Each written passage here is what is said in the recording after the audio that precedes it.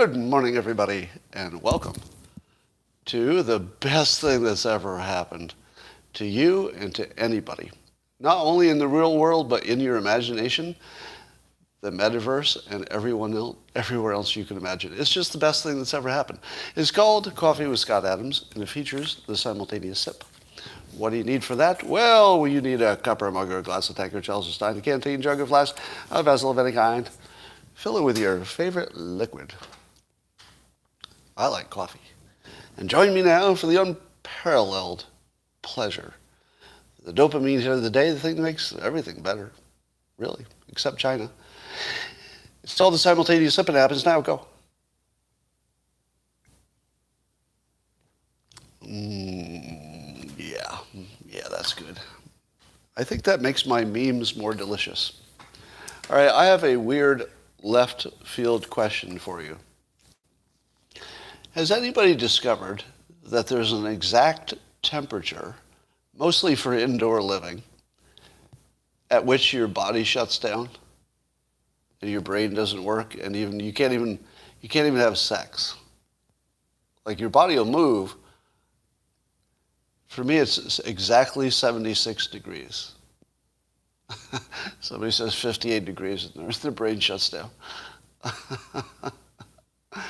Yeah, now I assume that there's lots of individual difference, but I've been tracking this forever, and at 76 degrees, I can't think, and I can't even have sex at any age. It's not even age related, but at 76, I can't function.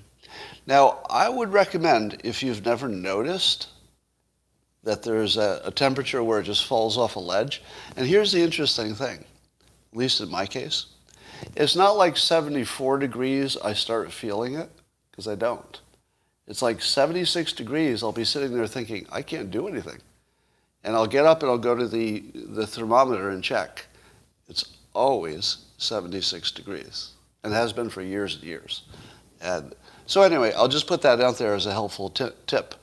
If you feel yourself shutting down, just go check the temperature.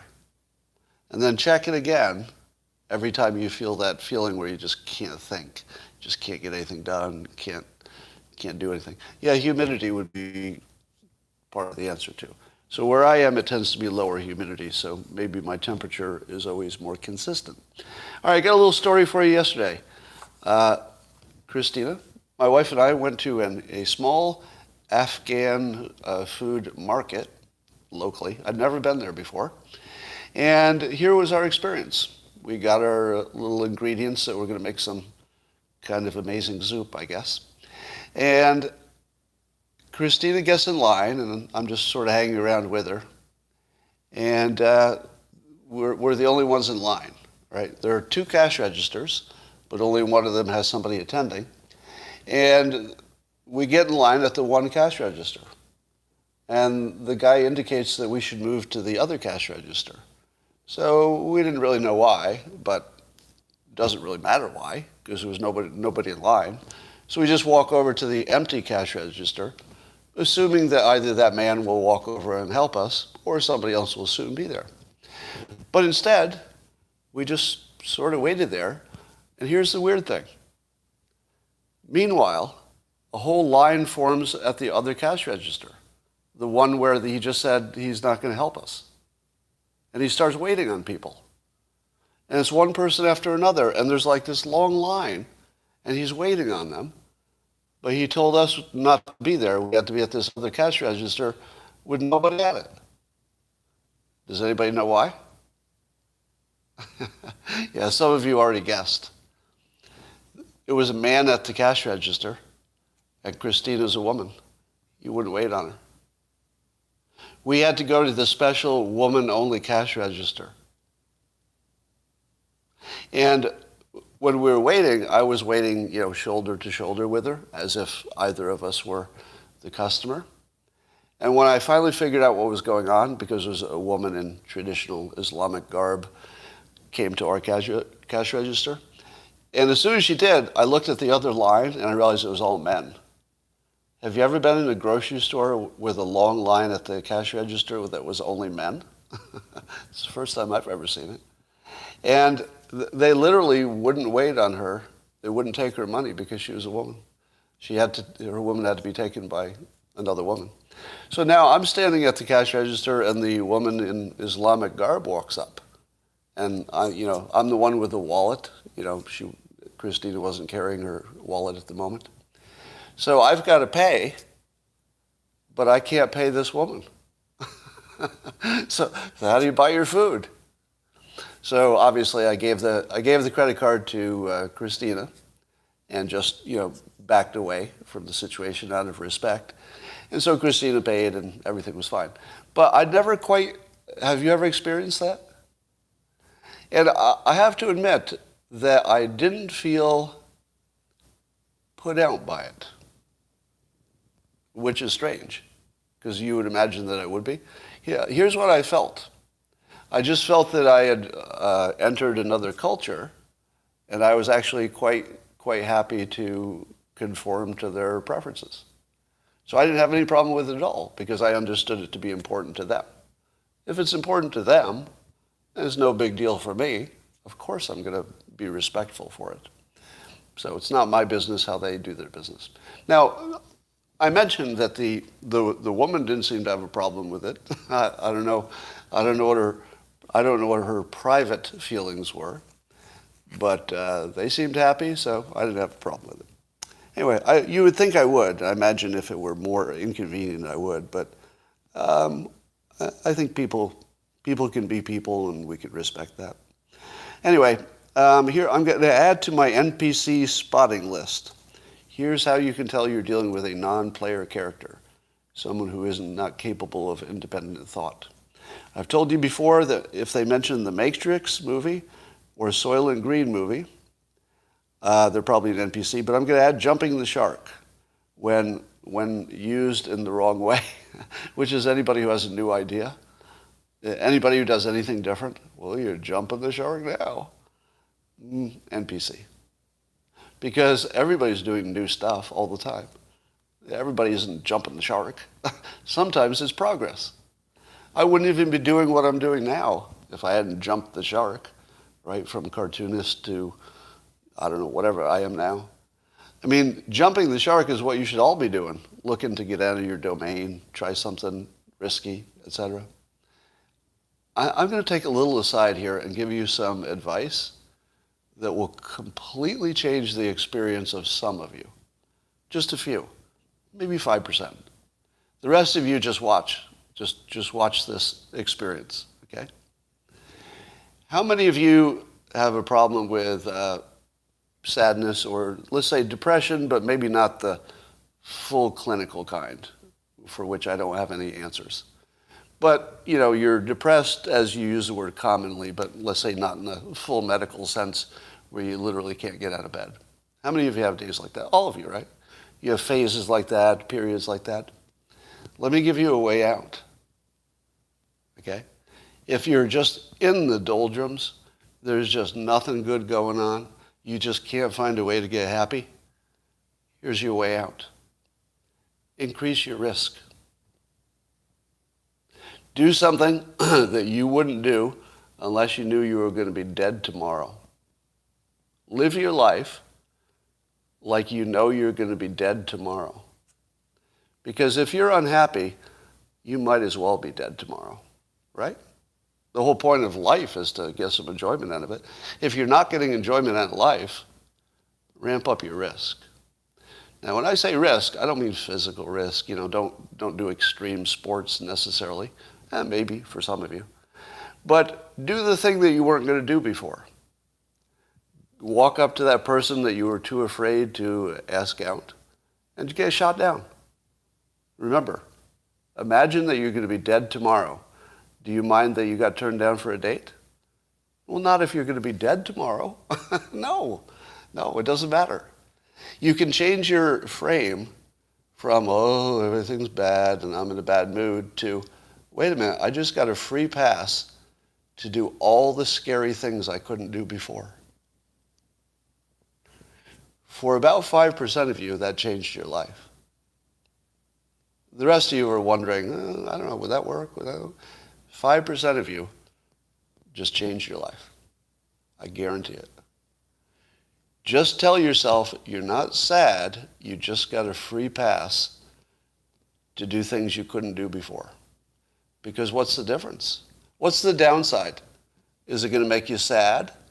Nope, you're already sad. Have I told you before that when I have a bad day, like, you have these bad days, you know it's going to pass, but you're having a really bad day, you just have to get through it? When I have a bad day, I fire people that I wanted to fire anyway. Right? Now, if you work for me, I'm not planning to fire anybody. I'm talking in general. In general, I do unpleasant things when I'm already feeling bad, because that's the perfect combination. I'm not going to feel any worse. I might as well do those things that I knew were going to make me feel bad, because it won't make me feel any worse. It's already a bad day. So, the same strategy. If you're sad, and you just can't get out of it, go do something that you were scared shitless of 5 minutes ago. Scare the shit out of yourself. See what happens. One time out of, 3 or 5, something great might happen. And the other times, at least you'll wake yourself up. So, give that a try. Anyway, are you watching the story about Congresswoman Boebert? So she told a joke in public that was filmed, in which she suggested that Ilhan Omar, might be a terrorist. That was the essence of the joke. Details don't matter. Now, she ended up apologizing, but people had some opinions about whether she should have. It's a common opinion on the right to say you should never apologize, because then you'll just be apologizing for everything all the time, and you're basically giving power to the people who demand apologies. And I have some sympathy for that. I think that's a reasonably good Trump-like strategy. I'm big on apologies if the issue doesn't matter, right? If you can in your personal life, if you can make something go away with an apology, go ahead and do it. But politically, I think apologies probably are just a transfer of power for no reason. But here's my take on this. Did we conflate our standard for how we treat public figures with how we would treat each other? Because that's not the same. If a public figure told a joke about you, a private citizen, suggesting that you were a terrorist because of your ethnicity, well, that would be pretty bad. That would be pretty bad. You don't want your public servants, elected officials, to be, mocking private citizens for their ethnicity, even if it's a joke, right? There's no joke that's going to be funny enough that's going to be okay for our elected officials to make fun of a private citizen, for ethnicity anyway, right? But that's not the standard we use for other elected officials. You can say basically anything about an elected official. How many times has Trump been called Hitler? How many times have Republicans in general been called Hitler? Is anybody apologizing for that? Is anybody asking them to apologize? No, because it's the standard for talking about public figures. If Boebert or anybody else wants to call any member of Congress a terrorist, no matter what, because of their ethnicity, because that's why Trump is called Hitler, right? That's why Republicans are called Hitler. It's because of their ethnicity. If they were not white and male, a lot less Hitler calling, don't you think? There'd probably be some. But there'd be a lot less of it. And to pretend that calling somebody Hitler is unrelated to their ethnicity is a little disingenuous, right? Because we don't, call the black leaders Hitler. I mean, sometimes, but it's, that'd be the exception. So I don't think that Boebert, did I call her Robert? I don't think Boebert should have apologized. I don't think it's a big deal that she did either way. But as long as calling Trump Hitler is okay, we can call Omar a terrorist because she's a political figure. And she has said things that would make ordinary people suggest she has some, let's say, not enough disavowing of the terrorists, let's say. Yeah, it's a reasonable opinion. You could debate it, but it's in the reasonable zone. But here's my take on it, just to get you all mad. I don't see much difference between the far left and the far right. I think both of them are racist ideologies, and I think they're not practical ideologies. Now, I would go further and say that everybody on the far left has a far right doppelganger, who's just sort of like the same thing but is racist against different groups. Right? So they're not identical. They're similarly racist and similarly impractical. So you could play this game at home, but I think Boebert is just AOC with a gun. That's all I see.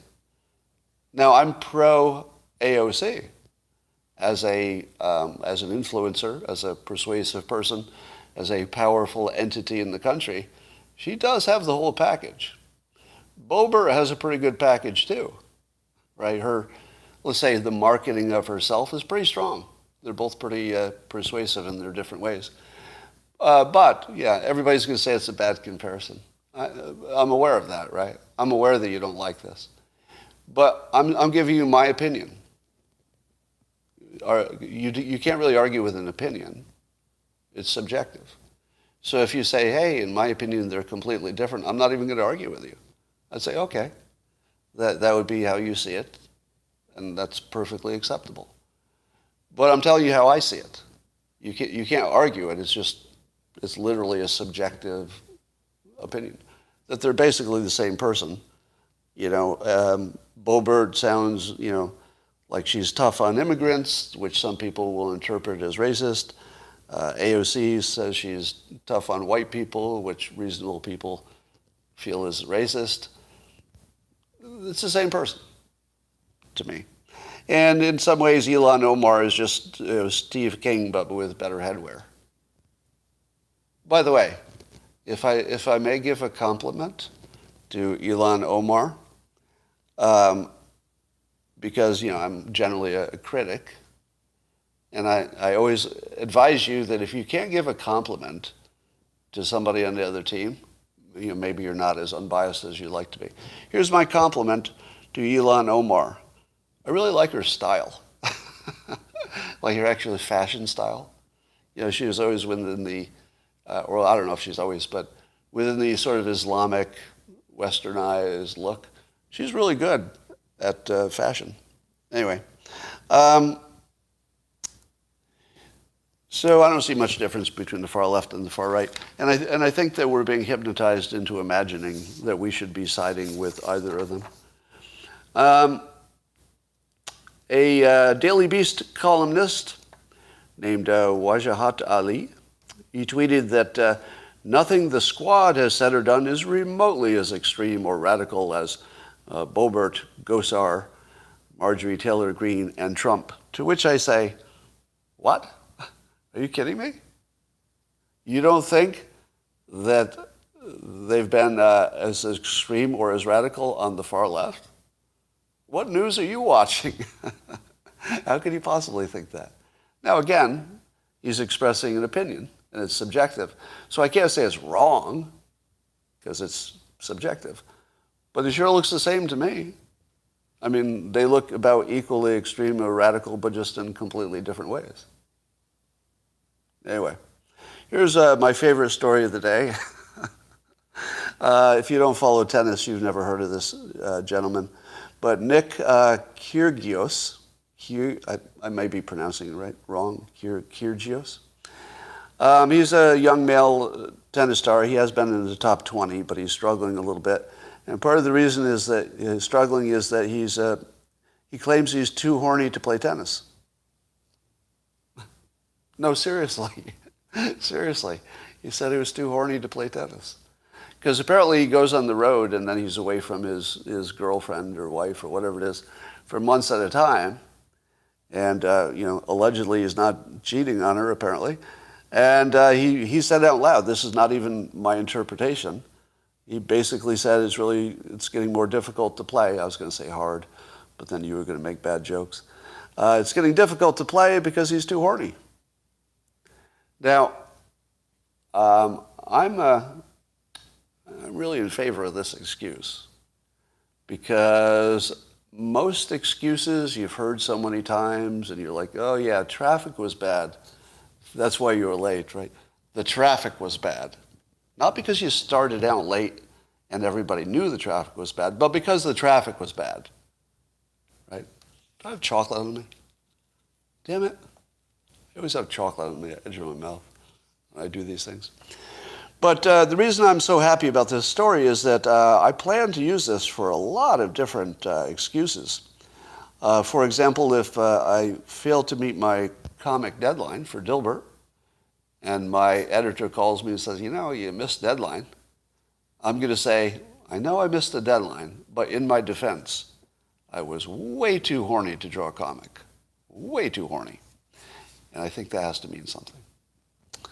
All right, so let's normalize that excuse. I like that one.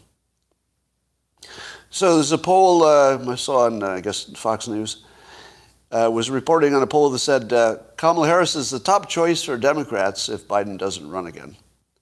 Top choice. The lowest approval in history for a vice president, top choice. Oh, but wait. I don't want you to think that the Democrats don't have a deep bench, because here are the other people who also did well. And by the way, the top choice only gets 13% support on their own team. 13%. Top choice. Here are the ones that are not the top choice. Bernie Sanders, who will be, I believe, 273 years old when the election happens.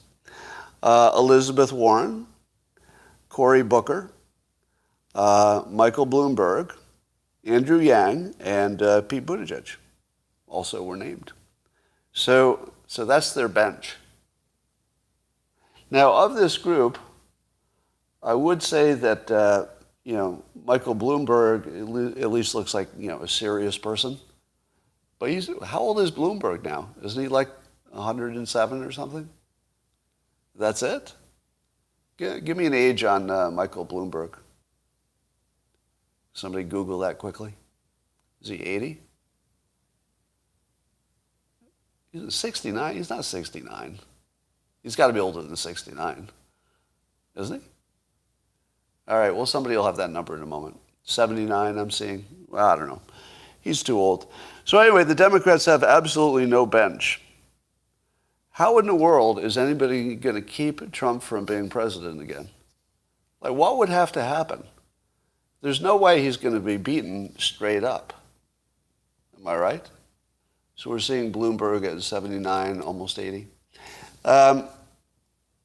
This is the weakest bench I've seen in a long time. Pretty weak.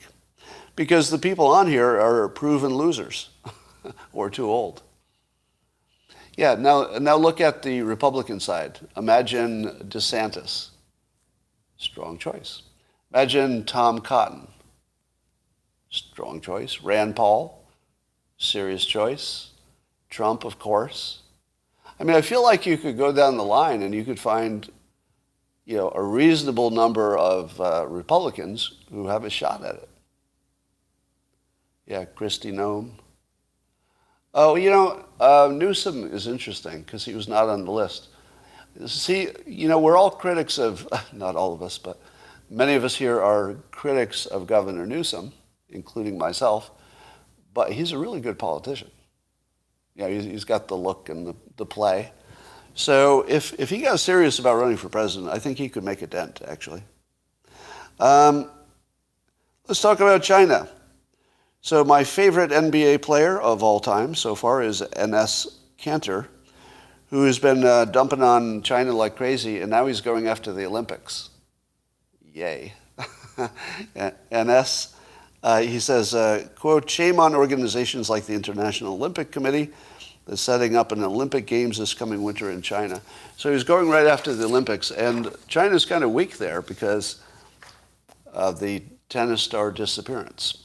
So their top tennis star has semi-disappeared, obviously is under something like a house arrest for speaking out against Chinese leadership. Specifically talking about getting raped by a member of leadership. So, NS, I am backing you 100%, and I don't think we should attend the Olympics in China, or anybody else should. We will probably, but I don't think we should. In other good anti-China news, China Telecom Americas, which is a telecom services provider in the U.S., is being blocked. So the FCC is kicking them out. So they won't be able to do business in the United States anymore because they have ties to China and they lied about where their data was being kept. And they have ties to the Chinese government specifically. So they were considered not trustworthy. Now, when I heard that America was going to start to dump on Huawei, the big Chinese telecom company, I immediately bought shares in their competitor, Ericsson. And those Ericsson shares went down, I think, 16% in like just a few weeks. Now, why is Ericsson stock going down when Huawei, I think its biggest competitor, should be almost, approaching extinct in a lot of markets? What exactly is happening? I don't give investment advice, and if you were to take any based on this conversation, it would be a big mistake. But I don't see why the competition could possibly be down when their biggest competitor is sort of in big trouble. Anyway, I'm watching that. There's something I don't know about that market that's happening right now. Probably a lot. But seeing the United States shutting down Chinese businesses here is good stuff. But that's not all that's happening. So I saw a tweet by Dan Harris. He has some international experience that makes him look qualified to say this. So there's an article talking about how there's a commission that's looking at shutting down investment from the United States in Chinese government-connected businesses. But it looks like maybe, so this is what Dan says.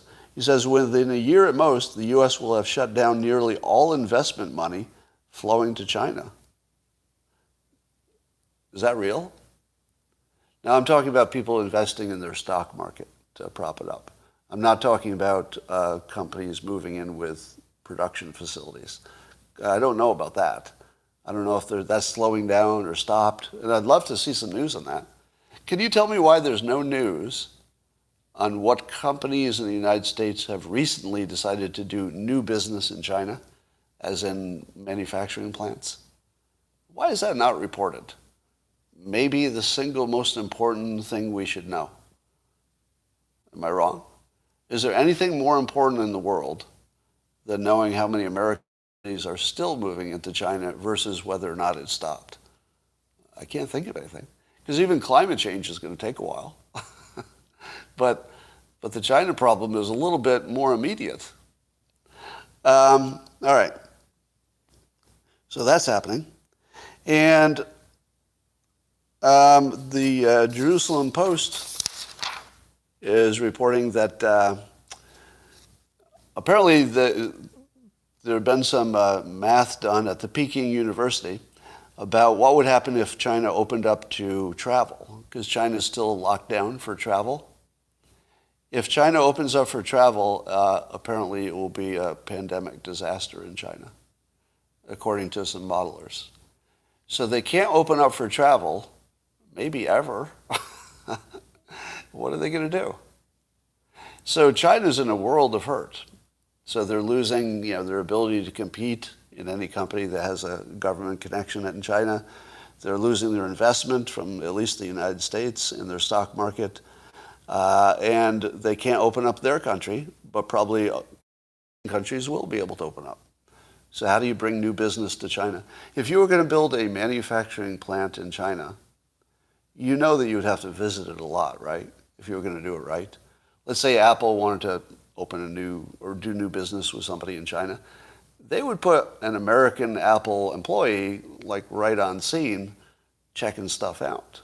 If you can't travel, I don't know if you can do new business there, if there's any physical part of that business. Because you have to see it to believe it. So Here's a little difference of experts. So, this Omicron variant, do we know if it's more dangerous or less dangerous yet? We're thinking it's more virulent or it spreads faster than the normal ones, but we don't know if it's more dangerous yet, right? Because we're seeing some indication, and I would say these would be preliminary reports, that it's way less dangerous than the existing, big ones. But then I saw this comment from Dr. Eli David. He was quoting the chair of the South African Medical Association, who said about the Omicron variant that it may be highly transmissible, but so far the cases we're seeing are extremely mild. Extremely mild. And then Dr. David says, this makes a lot of sense because less virulent mutations have greater evolutionary advantage. Makes sense.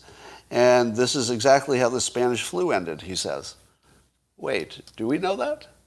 I thought it was still a mystery how the Spanish flu ended.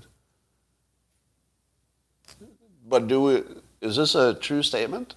That we know how the Spanish flu ended and it was because a variant was more transmissible but weaker, so it basically was like a vaccination? How many of you remember a long time ago that I was wondering why we don't make a variant of our own that's highly transmissible but gives you extremely mild symptoms? So everybody would just get vaccinated sort of naturally just by hanging around. And it turns out that maybe that's a thing, but you have to wait for it as opposed to engineering it. Right. The tech didn't exist to test the Spanish flu, exactly. So we wouldn't really know what happened with the Spanish flu, would we? Or do we just assume that's the only way it could have stopped? Because I don't think the Spanish flu ever reached herd immunity, did it? I don't think it did. It just stopped, and we don't know why, right? Oh, the Dark Horse podcast went over this. Did Dark Horse conclude that the variants, the weaker variants, were the reason that the dangerous variant died out? All right, so I'm going to say that that's still a mystery to me. And then Michael Amina gave us a reminder here that said it is not inevitable that the viruses mutate toward becoming less pathogenic and virulent. And he says the idea that viruses inevitably become more infectious but less transmissible has been circulating, but should really be put to rest.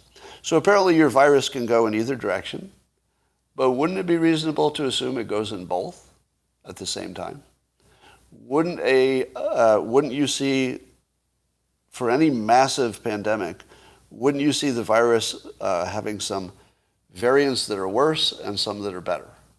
Better meaning it transmits, but it doesn't make you sick. Very sick. So I'm a little confused about what is and isn't happening here with these variants. But I'm tentatively going to be of the opinion that there's no other explanation for how any pandemic ends. I feel like the weak variant hypothesis has to be the only way they end, right? I can't think of another way.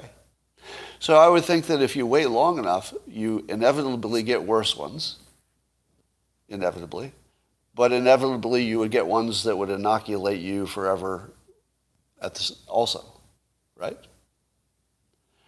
Herd immunity is the end of the virus, Scott. Well, you're acting, and then LOL. What's the LOL for?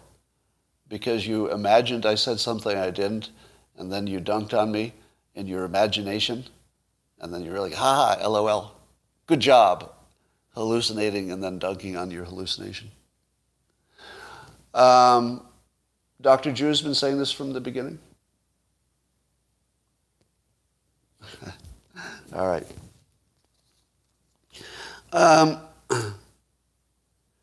So I saw an Andy No video montage. He didn't make it, but he tweeted it, of all the Democratic leaders saying that the vaccine was dangerous because it was a Trump vaccine in the early days. Now, how much trouble has the fake news and the Democrats caused by lying about shit? I mean, how many people have died because of fake news? It's not zero. Fake news is killing people in a variety of ways. All right. Here's what I would call true but fake news. Are you ready? This is now my opinion, so the next stuff I say, you need lots of fact checks on this because it's pretty preliminary. But you have your Dr. Malone, a lot of you have heard of. He's getting a lot of attention on the internet. And I believe his take is that the vaccines would cause selection pressure and cause more variants that could be dangerous. How many of you believe that's the case?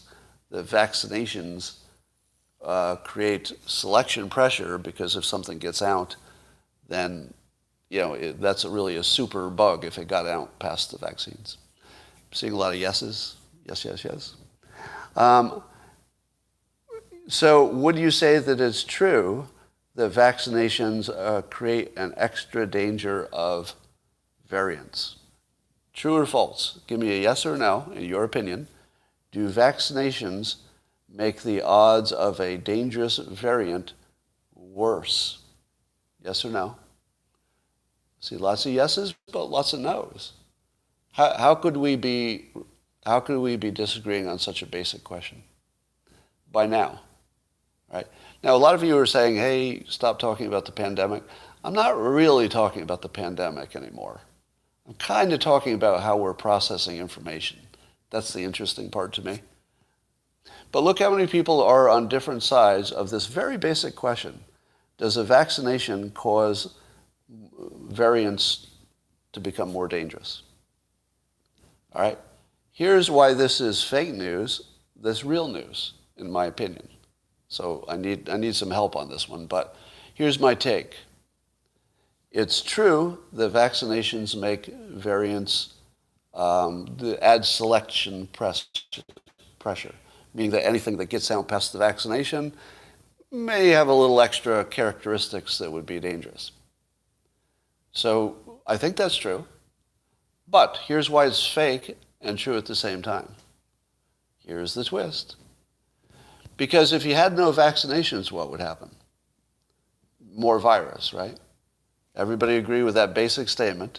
If there are more vaccinations, there are fewer virus because fewer people have it for, a long period of time. You can still get it, but you get it less often and you don't carry it as long.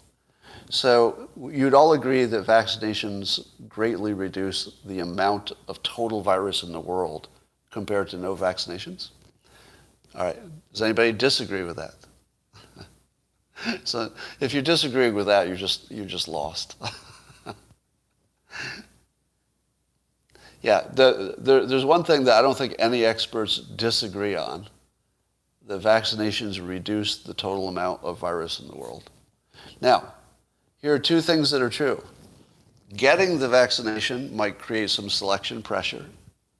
True. Not having any vaccinations at all would also create more virus, which would create more variants.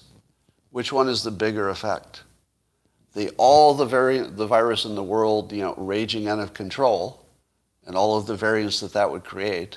Because the more virus, the more variants. That much science knows. The more virus, the more variants. That's pretty much direct, right? Direct causation. And so you have two effects. One is the vaccination might make the chances of you specifically creating a variant a little bit higher. But if nobody's vaccinated, the total risk of variants is just off the chart. So it's true that vaccinations can create that pressure, but it's also true that if you didn't get vaccinated, it would be way worse with the variants. That, I believe, is the current scientific opinion. So if you see Dr. Malone say that vaccinations could cause selection pressure and variants, that would be true, but doesn't answer the question. Somebody says, on the other hand, wouldn't we reach herd immunity faster? Yes, we would. Yes, we would. But with what level of death and damage? All right, shoplifting is out of control in San Francisco. You may have heard. More stores are going down. Some security guards have been killed now, defending one of them. And the San Francisco Chronicle runs a story where the headline, at least the tweet was, "We explore what police data, especially numbers from one particular corner in the city, can and can't tell us about what is happening." Seriously? The San Francisco Chronicle is wondering why the looting is happening? Like, what's the cause of it? Seriously? Is there anybody who doesn't know the cause of it? The cause is that the penalties were taken away, and it became a good business model. It didn't used to be a good business model to steal stuff, because you get caught. You'd be prosecuted. But now you won't get caught and you won't get prosecuted, or the odds are so low, that now it's just an obvious good thing to do. You really need a newspaper to do research on this? I'm pretty sure we know what's going on there. So the Democrats have literally destroyed retail commerce and won't admit it. They've destroyed retail, I think, forever, and won't admit it. How in the world can a Democrat ever get elected president again? How in the world? I don't see any way a Democrat could win the presidency in this context. It seems impossible. I mean, Trump would have to declare war on Switzerland or something, wouldn't he? I mean, what would he have to do to lose this election if he runs? I'm not convinced he's going to run, but if he does. All right. So here's a comment I see a lot. So Shane Hazel said this today. He tweeted, "Remember when the vaxxed people weren't going to need beds?" So basically, hearkening back to the fact that we were told the vaccinations would be real vaccinations and blah, blah, blah. And that way of thinking is so broken. Because you know what? We can't go back. It's already done. It's history. Can't change it. And what we knew when we started is very different from what we know now. In the fog of war, you're supposed to make mistakes. So if in the fog of war, the government made mistakes, and they made lots of them, that doesn't mean anything. It doesn't mean anything. Because of course they were going to make mistakes in the beginning. It doesn't mean the next one's a mistake. It does mean you should be very skeptical about your government, but we're already there. Rich says, "I keep moving the goalposts." All right, so let me talk to Rich, who is obviously a fucking idiot. So Rich, am I moving the goalposts, or did we learn new fucking information, Rich? Rich, if you don't change your opinion when the fucking information changes, you're a goddamn moron. Okay? And if you thought that during the fog of war people were going to make good decisions, well, you're a fucking idiot. Because nobody, no matter how smart, no matter how much they're like you, Rich, they can't make good decisions without data. And we didn't have data. We were guessing. Some of those guesses are going to be wrong. Do you know what that tells you about the next decision? Fucking nothing. Nothing.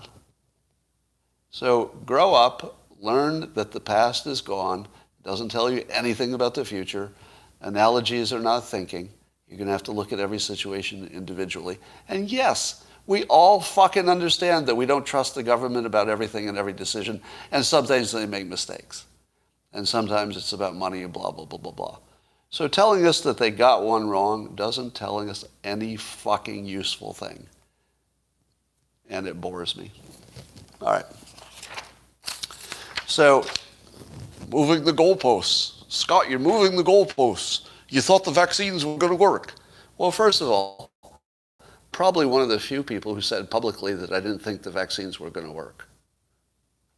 Fact check me. I said that the experts say that they've been trying for decades to make a coronavirus vaccination. It hasn't worked for decades. The experts said it won't work this time. I said, well, it looks like it's not going to work, but I think our therapeutics will probably be pretty good. Right? That was my prediction. So my prediction was that vaccines wouldn't necessarily work, but therapeutics would save us. Did I move the fucking goalposts? Rich? No. I was fucking right is what I was. Now, if I'd been wrong, I would have been like everybody else because we didn't have data.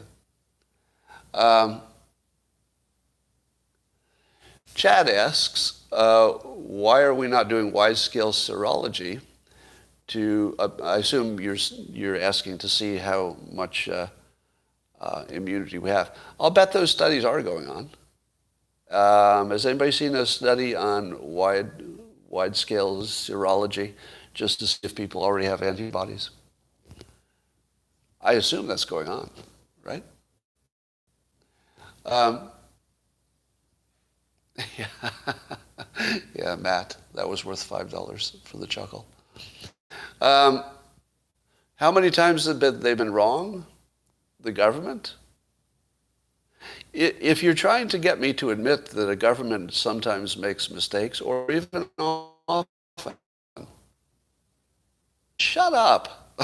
Just shut up. Nobody needs to know that. We all know that.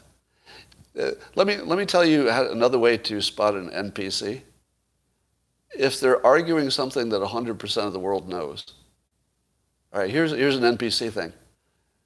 But Scott, the vaccinations don't stop the flu or the virus completely. Right.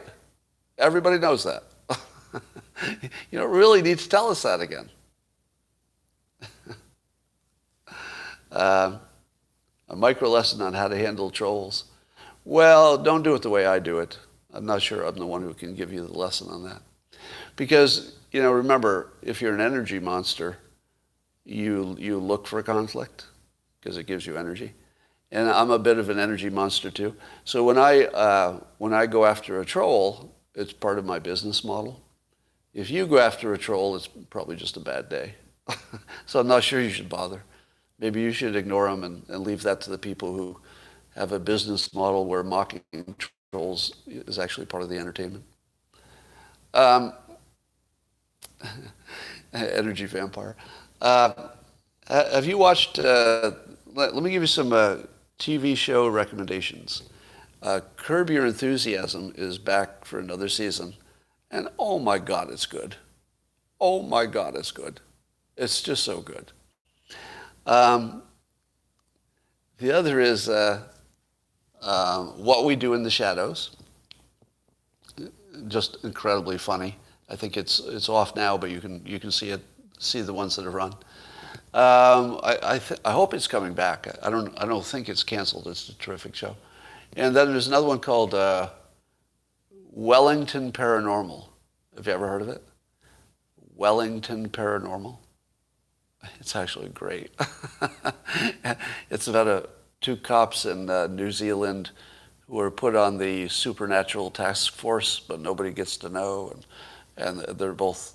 And one of them is a dumb guy. He does the best dumb guy.